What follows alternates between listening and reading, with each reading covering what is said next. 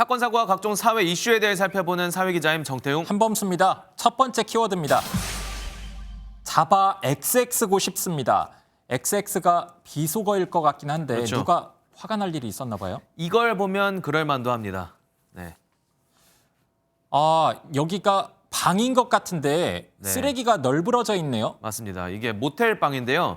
이 모텔 주인이 결국 분노에 차서 커뮤니티에 이렇게 글을 올린 거거든요. 경찰에 신고를 한 상태고 심지어 주인에 의하면 한 명이 이렇게 해놓고 도망갔다고 합니다. 손님이 그런 것 같은데 얼마나 더러웠으면 주인이 그냥 신발 신고 방 안으로 들어갔네요. 그렇죠. 이 주인은 인테리어 업자에게 수억 원어치 사기를 당한 뒤 어렵게 오픈했다면서 자신의 안타까운 사연을 전하기도 했습니다. 그냥 청소를 안 한 정도가 아니고 고의로 어지럽힌 것 같이도 보이는데 이런 경우 잡히면 처벌할 수 있나요? 이게 또 근데 특정 시설물이 아예 손괴되지 않았고 또 고의임을 증거로 입증하기 어렵다면 형사처벌은 어렵다는 게 법조계의 관점입니다. 그렇군요. 어지럽혀진 사진만으로는 손괴 고의가 인정되기 어려워 보여서 형사적 처벌은 어렵지 않을까라고 생각하고 이 밖에 추가 피해 등을 물어보기 위해서 주인을 저희가 수소문해 봤는데 연락이 끝내 닿지는 못했습니다. 네, 형사처벌마저 쉽지 않다니까 보는 제가 다 화가 납니다. 아무튼 부디 잡혔으면 좋겠습니다. 네. 다음 키워드입니다. 논문 철회 못해. 논문 얘기가 하도 많이 나와서요. 그렇죠. 무슨 논문인가요, 이번에? 몇 년 전부터 꾸준히 논란되고 있는 마크 램지어 하버드대 교수 알고 계시죠? 알고 있습니다. 위안부가 정당했다고 발표를 해서 맞습니다. 국내적으로 큰 문제가 됐었던 걸로 기억하고 있습니다. 네. 일본군 위안부가 공인된 매춘부고 또 성노예가 아니다 이런 망언을 실으면서 전국이 발칵 뒤집힌 적이 있었죠. 결국에 학계에서 해당 논문을 철회하라고 정식 요구를 했었는데 이 논문을 출간한 학술지가 이를 최종 거부했습니다. 꽤나 저명한 학술지에서 이런 판단을 한 게 이해가 안 되는데요. 네. 이유는 뭐라고 그럽니까? 그 규정상 논문 철회를 위해서는 통계 조작 등의 어떤 비윤리적 행위가 발견돼야 되는데 램지어 교수가 이를 위반했다고 볼 수 없다는 겁니다. 내부적인 그 전문가가 검토해도 문제가 있다는 것을 처리를 하지 않고 우려 표명이라는 편법으로 이렇게 유지한다는 것은 대단히 문제라고 지적할 수밖에 없죠. 위안부 문제 하루 이틀 된 게 아니잖아요. 네. 점차 피해자 할머니들이 줄고 있죠. 그렇습니다. 지난달 이옥선 할머니께서 별세하시면서 현재 정부에 등록돼 있는 피해자 240분 중에 이제 10분만 남은 상황입니다.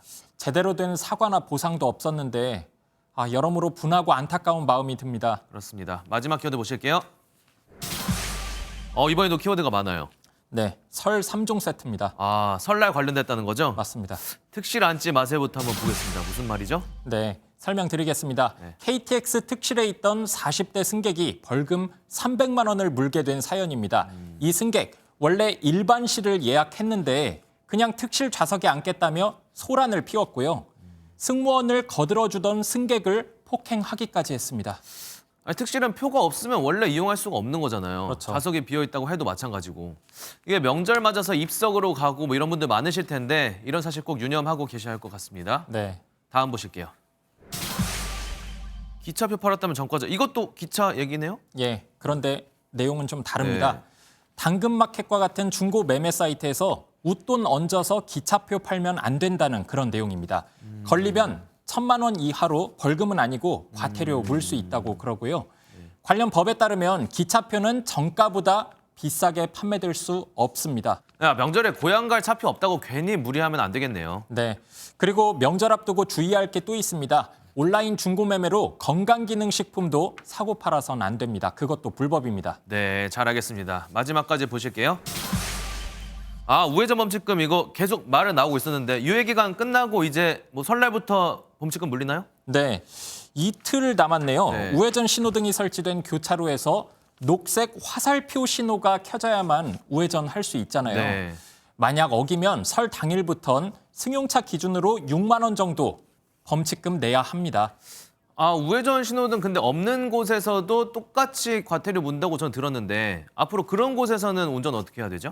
네, 이 부분은 현장에서 설명드리겠습니다.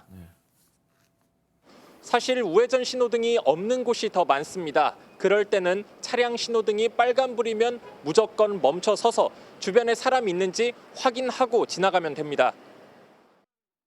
그 뒷차가 좀 빵빵거리고 이런 것들이 조금 줄지 않을까 싶긴 하는데요. 저는 좀 더 긍정적으로 보고 있어요. 네, 우회전 안 한다고 뒷차가 빵빵거리지 않게 될 것이다라면서 긍정하는 답변 방금 보셨는데요. 안 그래도 밀리는 도로 더 밀리게 생겼다는 답답함도 동시에 나오고 있습니다. 네, 오늘은 여기까지 하겠습니다. 새해 복 많이 받으시고요. 지금까지 사회기자 M이었습니다. 안녕하세요. 김주하입니다. 공정하고 신속한 MBN 뉴스, 유튜브를 통해서도 만나보실 수 있습니다. 특히 더 많은 뉴스와 라이브를 보고 싶으시다면 오른쪽을 눌러서 구독하시면 됩니다. 어렵지 않죠? 빠르고 정확한 뉴스로 계속 찾아뵙겠습니다. MBN 뉴스를 시청해주신 여러분 고맙습니다.